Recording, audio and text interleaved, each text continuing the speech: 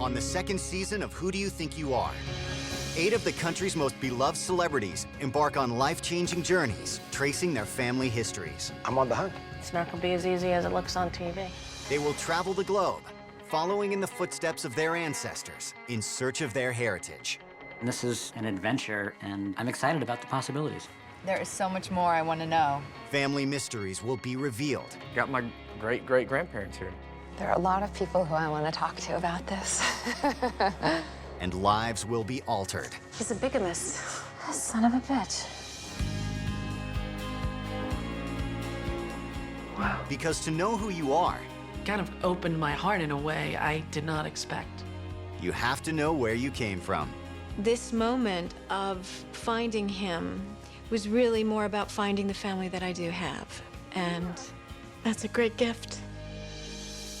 Tonight, Tim McGraw is on a mission to uncover his father's family's roots. It's just always been sort of a blank hole for me.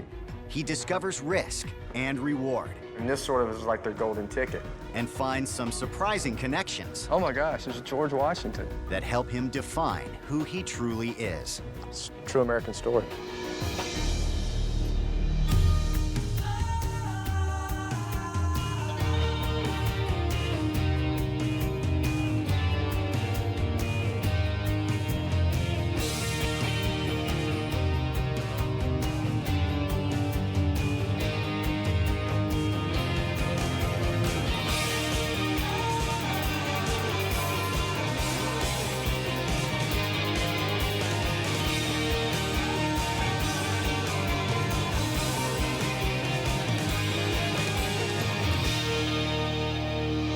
Cool.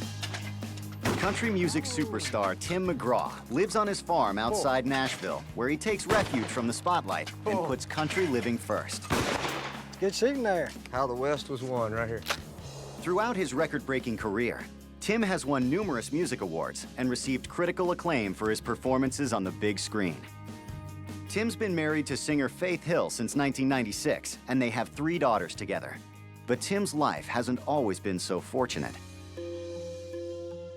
His youth was marred by chaos, having been raised by an alcoholic father. The tides turned for him when he was just 11 years old. Tim found his birth certificate and discovered that the man he was calling Dad was not his father at all. And on my birth certificate, it said McGraw, and it was scratched out and had Smith written on it. Tim's biological father was actually Major League pitcher Tug McGraw. I was a kid, I played baseball, of course, like every kid, and I had 3 cards on my wall, and I had Tug McGraw. I remember going straight to the wall and looking at that card and, you know, not knowing what to think. I tried to reach out to him, but for most of my teen years, he didn't acknowledge that I was his son. When I turned 18, he wanted to know if I wanted to come meet him in Florida. We were talking, just small talk, and I finally just looked at him and said, I just want to know one thing, and then I'll get up and leave and I'll bother again. I just want to know, do you think I'm your son?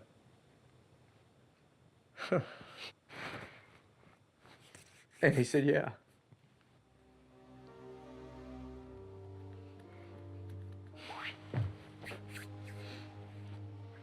It changed who I thought that I could be.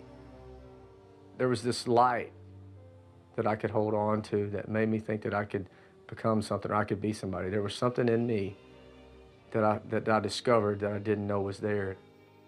It's certainly interesting to me to go back through my family tree and sort of see what those men were like. I don't know much about my grandfather, Big Mac. All I know is he was a character who was bigger than life. And my dad was a character who was bigger than life. But I'm also curious about the women on that side of the family. There's always been a strong woman to sort of straighten us out.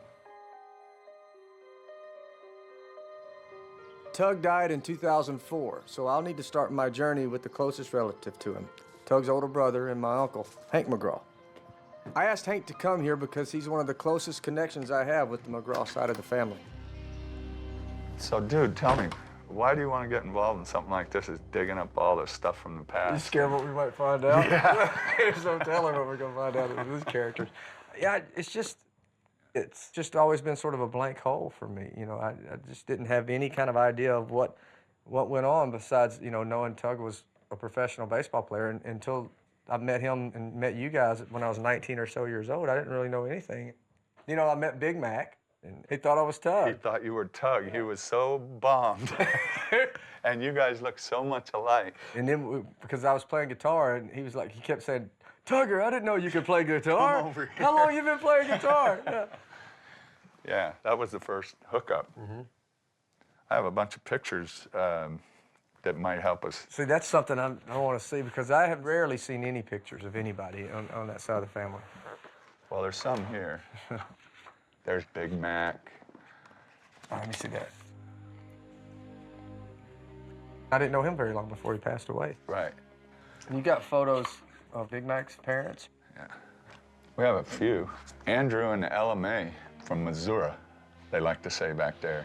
Ella Mae Nave. She was the rock. She was the rock that held everything together. Oh, yeah? Yeah. She looks like it. So this is my great-grandmother. Great-grandmother, yeah, just one great. So Hank was able to give me a clue that I didn't know before. My great-grandmother, Hank's grandmother, was Ella Mae Nave.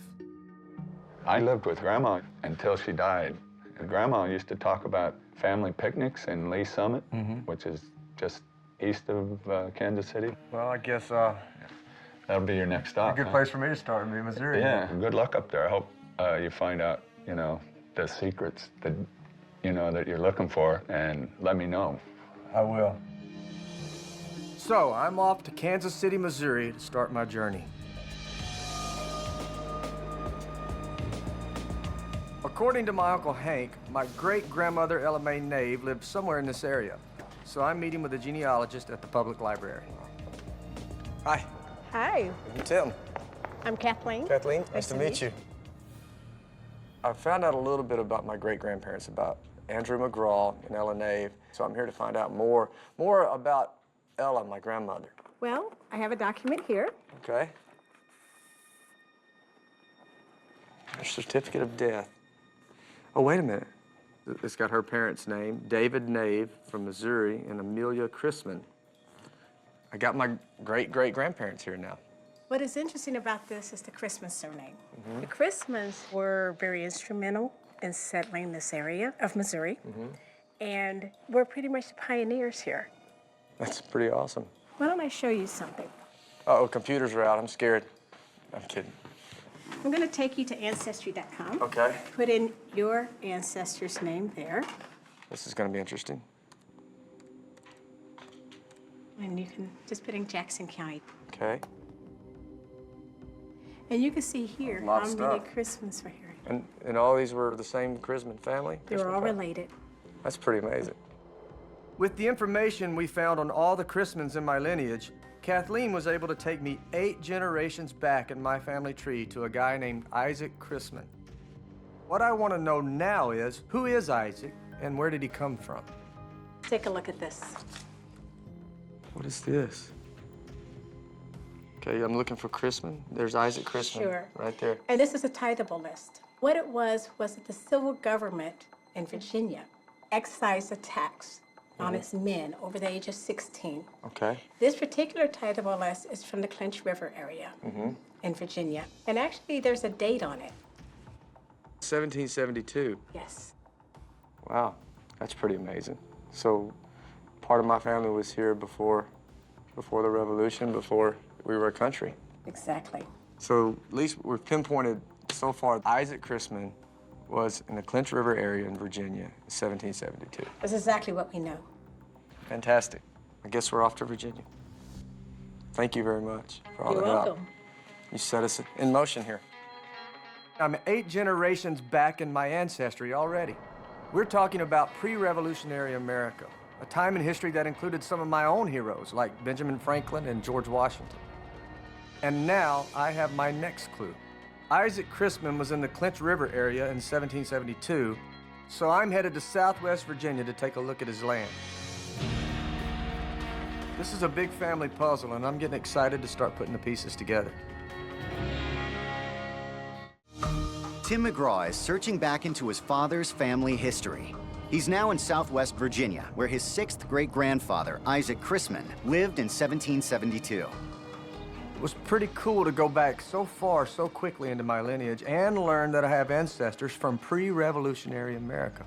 But now, I want to find out all I can about Isaac Chrisman, so I'm meeting with historian Stephen Aaron. We know he's here. We know he's here in 1772 because that's the date on the title list. And so I just want to find out more. Well, I think we have some documents that can shed further light on Isaac Chrisman and maybe also show you just how few people are out here and how far out he is. Okay. Here's a survey that was done for Isaac Chrisman in 1774.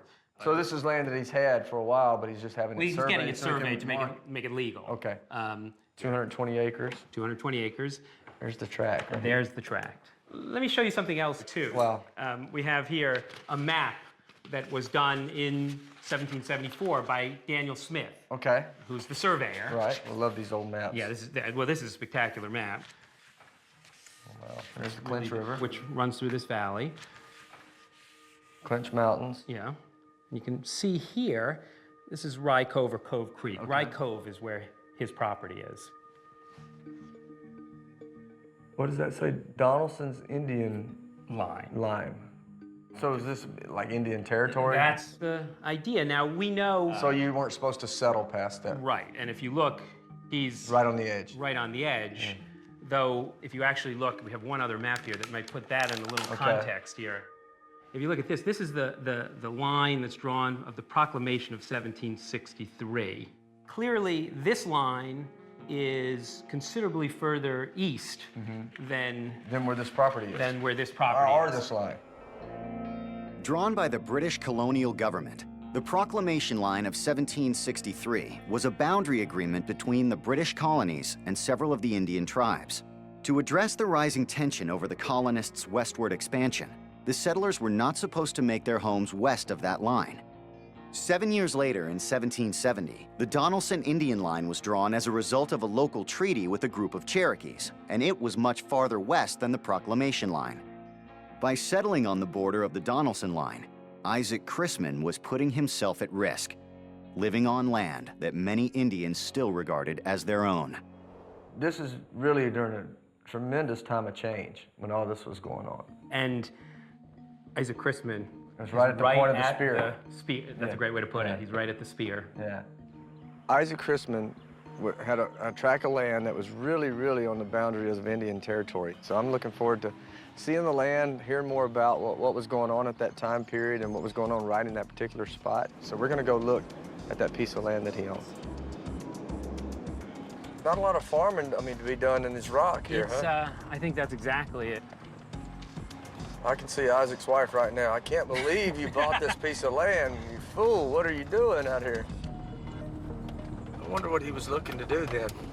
I'm sure there was something else he had in mind. Yeah, you can grow some corn here, probably in the 18th century, but it's probably better for hay and cattle. So, here we are.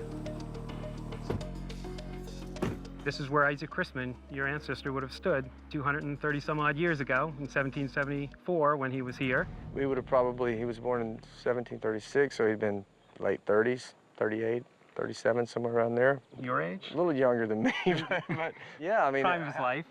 And, the land wasn't just an unbroken forest when Isaac arrived. The Indians had already done work on it. A lot of work. They had improved it for their purposes, certainly burning out the forest, opening up the lands, making it easier to hunt throughout.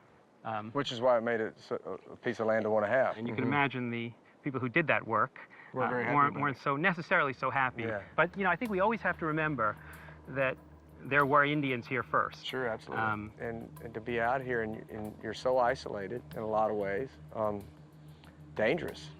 Very dangerous. He's not just building a home here. He knows, especially in 1774, how exposed he is. He's building a fort.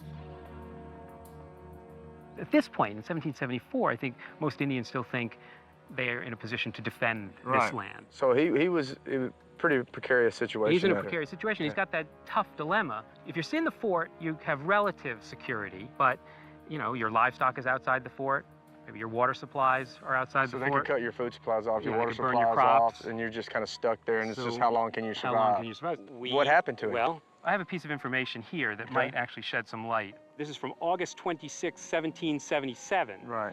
This part of the inventory and appraisement of the estate of Isaac Chrisman, Deceased? deceased. Ah. So he was killed. Well, we Or know. died. Well, we know by 1777 he's dead. So we were trying to figure out how he died, what happened. That's what I want to know. Only 3 years after surveying his land in Rye Cove in 1774, Isaac was dead. Stephen Aaron suggested that I go to Richmond, Virginia to find out how Isaac died.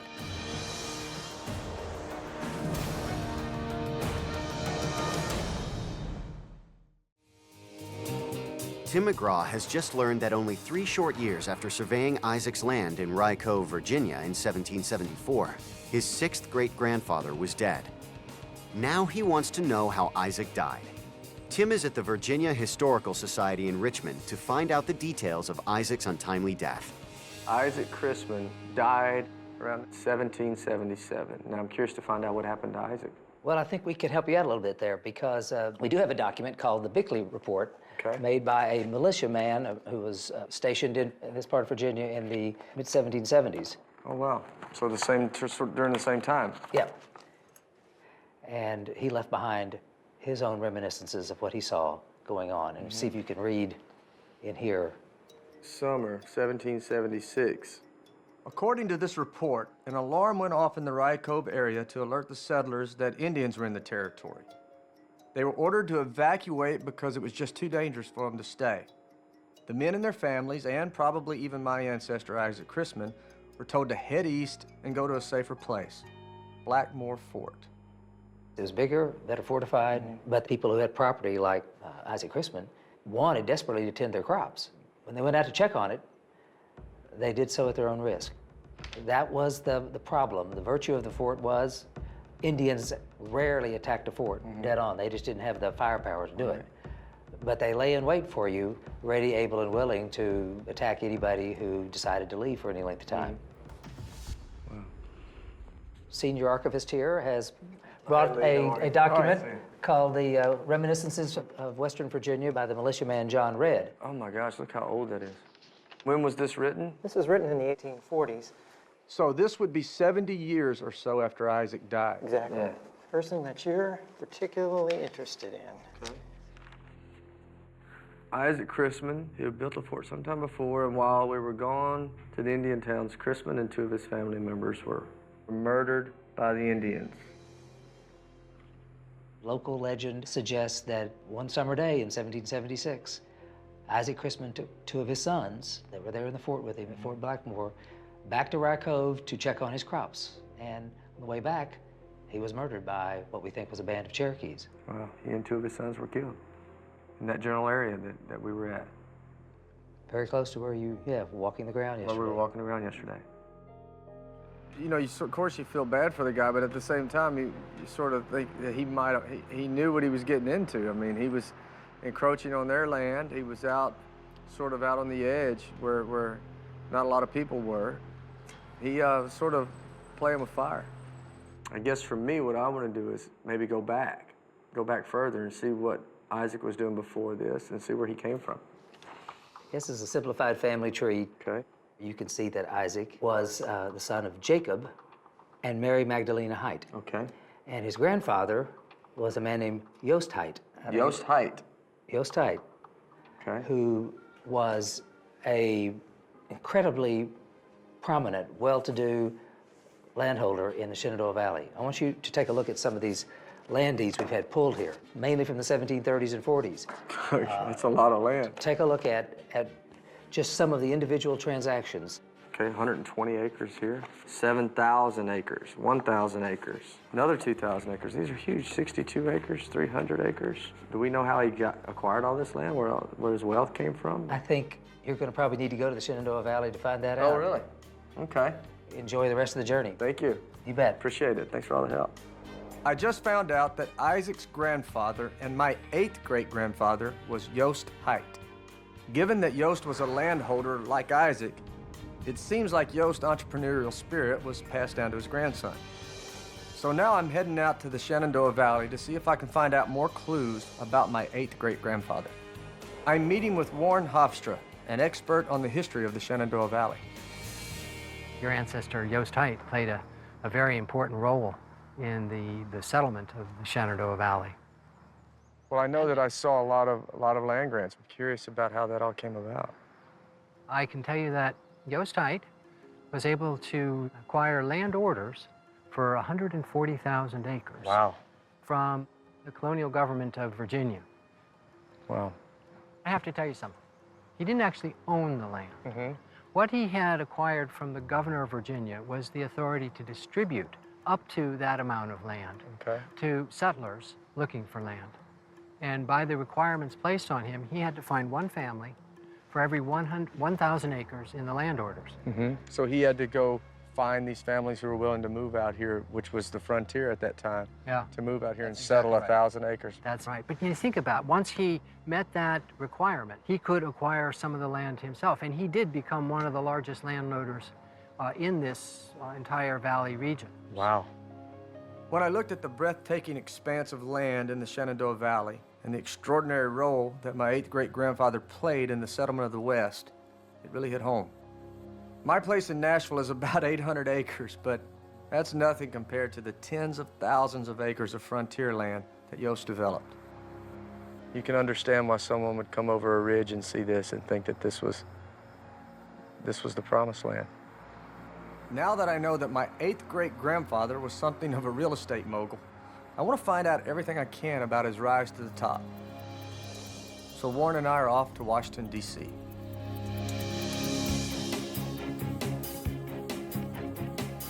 He suggested we head to the Library of Congress to see if there are any documents that can help me unravel the mystery of who Yost Haidt really was. This is such a cool place. It is.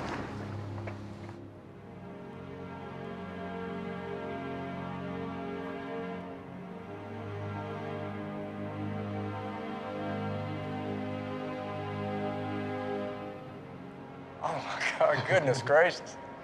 This is Amazing, unbelievable. isn't it? I've never been in here. I've only seen it in movies. This is the main reading room of the Library of Congress. The Library of Congress is the largest library in the world. Is it really? Yeah. And there are more documents about early American history here than anywhere else. It's a remarkable national treasure. Well, I never thought that I would be here to find out something about my ancestors, that's for sure. Well, here we are. We have someone here who can introduce these documents to us. What do we have here? Is the journal of a young man, in fact, very young, 16 at the time. He's traveling along with his surveying party in the Shenandoah Valley. And what year is this? 1748. 1740. Wow. That's old. The entry we're going to ask you to attempt to read is from March 14th, 1748. It's very difficult to read. Faded and aged. It's very faded, but it's so amazing that something could last that long from that far back. Something about bags. So your baggage are sent our baggage to the Heights from Frederickstown. Oh, I can't touch it, sorry. It's hard not to touch it, isn't it? What's that say? We dined, well, it says we dined in town and then went to the Heights and lodged. So these are your people. And this is a journal that a young man who was to play a monumental role in American history wrote when he was 16. Do we know who it was? Tim McGraw is on a search into his father's heritage. He is at the Library of Congress in Washington, D.C., where he has just found a journal from 1748 that connects his ancestors to one of the most important historical figures in American history. That's pretty amazing. Do we know who it was? You want to just read the spine of this? Oh my gosh, it's George Washington. That's amazing. Wow. So George Washington, this journal was George Washington at 16 years old. 16 years traveling old. through the Shenandoah Valley and writing notes about my ancestors. That's right. Wow. Probably my favorite person of history of all time is George Washington. A model for a nation. Absolutely. But this trip changed his life. He'd had a rough time growing up. Didn't grow up in a wealthy family. He had great aspirations. He wanted to rise to the top of colonial Virginia society, but he didn't really have the means to do that. He lost his father when he was 11 years old. Wow. Wow, wow, that's pretty significant. Yeah, You know, and when his father died, his hopes died of having an education. So it's pretty amazing, you know, where he ended up. I mean, being a fatherless child. He lost his father at 11. I mean, I discovered my father at 11, and so he had to figure out a way to make it on his own. He had to figure out what he needed to do in order to do that. Yeah. So now that we know this, and we know that he stayed there. Do we know if he had any other contact with the Heights after this trip, or we know anything else about his relationship with the Heights? You have another letter that you I have something else that I can show you. This letter is a letter that was written on June 24th, 1767, by George Washington to his neighbor, John Posey. Posey was something of a ne'er-do-well who had borrowed a significant sum from Washington to pay back his debts. To Captain John Posey. So it's difficult for me to tell which was greatest, my surprise or concern at finding by your letter that you wanted to borrow a further sum of 500 pounds. See what fortunes were made by the Heights, the first takers up of those lands. So it was 20 years after his first contact with the Heights when he first came through at 16 years old to the Shenandoah Valley and met the Heights. And now 20 years later, he's using my ancestors as an example of the things that you should do. That's right. Wow, how about that? Come on, George. That's pretty amazing to me. I mean, just the connection of probably, arguably, one of the most famous figures in history. And here he is in his pages talking about my ancestry. You know, it's sort of a theme that we're starting to develop here with some of the things that happened with some of my ancestors of pushing forward and pushing the envelope. It's a true American story, an early American story. It is an American story. Absolutely. Very much. So, have we answered all your questions? What I really want to know now is I want to know where Yost came from. Well, we have a document here. Oh, wow. Now, what this is a facsimile. Well, what's it say here? New York. I see New York? New York, 4th of October, 1710. And it's a list of people, among whom, particularly number 66. Johann Yost. Now it's H-A-Y-D. A little different spelling. Right. I wonder, I mean, a lot of names were changed when they first came over, I guess. Now, what is this from? This is, it's called the subsistence list. It's a list of people who were being provided support on immigration to North America by the British government. So would all these people have come from Britain? Well, that's for you to find out. So I guess I'm off to New York to find out more about this. Yeah, you got to go to New York to find that out. Well, can I take this list with me? That's yours to take. Fantastic. Well, I'm going to go find out more about Yost. Thank you for everything. It's been a pleasure. It's a pleasure. Safe journey. All right, we'll see you. Yost was clearly a power player in the 1730s, but I just found out that he was on a list to get support from the British government just 20 years earlier. If he was getting help, then I'm guessing he was a self-made man who started out with very little. I'm in New York looking for the last pieces to this puzzle. Where did Yost come from? And why was he on that subsistence list?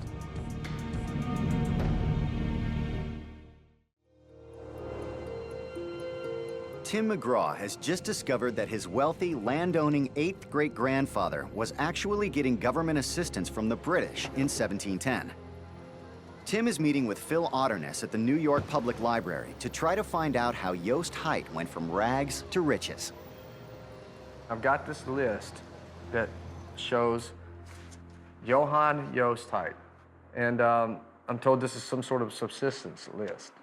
So I'm kind of curious of what this is all about, what he was doing here, and how he got here. I've got another document here that is dated a little bit before this one that I think will help to shed some light on that. Fantastic. It's another subsistence list, so it looks very similar to it. This one, though, is dated June of 1710. And I think if you look down on this one, you'll find Johann Yost Height as well. Oh, I do, right here. Same number, 66, Johann Yost Height. If you read the top part of this, we might be able to make a little bit more sense about what this document is. Okay. It says, the Palatines hereafter name for themselves and their families subsistence debtors to the Queen Most Sacred Majesty. What is Palatines? What is? I don't think I've heard that reference before. Palatines was actually the word that the English used for the Germans. Okay. Well, that's interesting that, you know, Yost height was German, and when I first heard the name, I sort of suspected that. But at the same time, I had no idea that anywhere in my lineage there was any German ancestry. So it's sort of neat to find that out. How did Yost end up on a debtor's list to the Queen of England? Well, it's a really interesting story, and it's a story that many Americans don't know. I want to show you something. This is the cover of a book that was published in 1709. The title of the book is A Complete and Detailed Report of the Famous Land of Carolina that Lies in English America. The Germans referred to this as the Golden Book, one of the most powerful pieces of propaganda that was written in the 18th century. The author of it, a fellow by the name of Kochertal. The proprietors of the Carolinas were trying to draw German settlers. So they were the ones who supported him writing this book. And it has these wonderful promises of the Carolinas. And not only that, it's implied in there that the Queen of England will send anybody who comes to England to America for free and give them free land. This sort of is like their golden ticket. That's absolutely right. This map was actually included in the book, and it's of the Carolinas. Helps to show why it was so attractive to them. You see, you have this large empty land, rivers running through it. It is absolutely enticing to these people. So Yost Height and his family, this must have just seemed like the land of milk and honey to them, paradise. This almost seems unreal. Yes. Lured by the Golden Book's false promise of free land in America, Yost Height and 13,000 Palatines set sail for London in 1709, believing the British government would be providing them safe travel to the Promised Land. The Crown had no knowledge of the Golden Book, and it had no intention of giving land to the Palatines. But it found a use for these refugees and decided to send some of them to America. After a long and arduous journey, the Palatines arrived at Governor's Island, New York, only to be betrayed again. Instead of receiving free property in the purported land of milk and honey, they were put to work making tar and pitch for the British Navy to pay back the Crown for its aid in their passage to America. Shortly after his arrival in the New World, Yost was able to find his way out of this life of indentured servitude and was no longer found on any subsistence list. Some of these German families that were sent up there managed to find work with the local farmers, and Yost Height was probably one of them. Tells you that he was very entrepreneurial and very spirited, that he wanted to find a way to really better himself. Well, you know, he was one of the largest landowners in Virginia, and that wasn't too long after he had arrived in America as a 24-year-old. It's a story that I guess generations later, I grew up in Louisiana. I grew up, you know, sort of a poor kid, didn't have a lot. And I sold everything that I had and got on a Greyhound bus and moved to Nashville. So there are some similarities. And you know, in this country, those things pay off if you work hard. It's pretty incredible. Go Yost. Yes. Thank goodness for Yost Height, you know, or I wouldn't be here. You might be interested to find out that there were a couple of other people who were in that migration. One was a fellow who had the last name of Presley. And over time, that name changed a bit, changed to Presley. Elvis Presley. Elvis Presley. So his ancestors were from this area? That's right. His ancestors were traveling with your ancestors to America. Maybe they were jamming, you know, on the boat on the way over. Yeah. It's pretty amazing. Found out a lot of stuff about Yost Height, where he came from, why he came here. Yost seemed to be the type of guy who really took some chances and took some risks and sort of pushed the envelope. And I sort of can see a pattern through the ancestors that we've discovered, and sort of, you know, it's definitely people that I sort of know. You know, my father sort of was a nut but ambitious at the same time, and there's probably a long list of people who didn't quite get there, but you know, you can certainly see a pattern of the people who did succeed. Now that I've gone so far back in my father's family history, there's only one more thing left to do.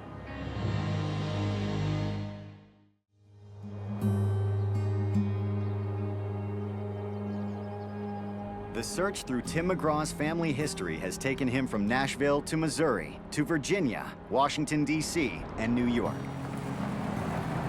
He's discovered ancestors dating back 10 generations who lived in pre-revolutionary America and even knew George Washington. Tim is back home to see his Uncle Hank and reveal what he's learned about their truly American family. Hey, hey. There's the old guy. How are you? How's your trip? Good to see you, lad. Good too. Take a walk? Yeah. Let's go. It's been incredible to go back so many generations in my father's family. After learning so much about my ancestors, from Tug to Isaac Christman to Yost Height, I think that Yost Drive was definitely passed down to my father, Tug. It's in our blood. So one interesting thing I found out is I went to the Library of Congress, and in the Library of Congress, they brought out a journal. And then the journal was from a 16-year-old kid who was traveling through the Shenandoah Valley with a surveying group. During the same time? During the same time. This would be in 1748, as a matter of fact. That's when I think it was. Just before I was born. Just before you were born, 1748. So the 16-year-old kid talks about staying at Captain John Hight's home, which would be Yost Hight's son. And the kid, the 16-year-old kid who wrote that, was George Washington. Get out of here. Yeah, and he spent the night at the Heights home, 10 generations ago of our family. Now, wait a minute. There are places all over this country where George Washington slept here. Yeah. This is a true one? This is a true one. I'll be. It's the true one. I'll be. So, I guess the interesting thing about Yost Height is, you know, he became this sort of power player in the Shenandoah Valley. But he started out in southwest Germany, in a little village in southwest Germany. He came over, and then shortly after that's when he ended up in the Shenandoah Valley. Opening up the West. Opening up the West. He seemed like he was a pretty industrious guy. You know, one interesting side note with that boat trip that Yost took with those immigrants from Germany, there was another family that was pretty interesting on that boat. On the same trip? On the same trip, and it was the Presley family. Not the Presley? The Presley family. Get out of here. Yeah. The origins of his family came over on the same boat as Yost Height. That's not a little thing. I know, it's the king of rock and roll, man. I wonder who else was there. The whole band might have been on board. It seemed to me that Yost Height didn't come to America to be an indentured servant and just to survive. He came here to make something of himself. It's not unlike you, kid. You came from a small town, middle of nowhere, no property to speak of. You had a dream. Everybody else kind of tried to settle you down, and you said, nah, I think I can do it, and you did it. Became an important person like Mr. Height. I think the spirit's the same, for sure. It's a similar kind of drive. It's cool that we had relatives that could write and talk and do things that people could discover later on. Well, we certainly had relatives who were smarter than we are now. That's what I'm talking about. You ever had a cup of coffee? Coffee sounds good. Does that sound good? Yeah. Yeah, let's go have a cup of coffee. Talk about Elvis and stuff. Elvis. Yeah. Your dad loved Graceland. He did. He loved Elvis. Mm-hmm. He bought a car because it was playing Elvis music. I think that it's pretty interesting to me to realize that Yost Height was here so early in the beginning of this country, in the beginning of the settlement of America, and that two of his ancestors are involved in two of the most American things that there are. My dad was a baseball player, and I'm a country music singer. And Yost Height was one of the first Americans, really. So I think that's, for me, that's really interesting. You know, it's Yost Height, baseball, and country music. It's pretty American.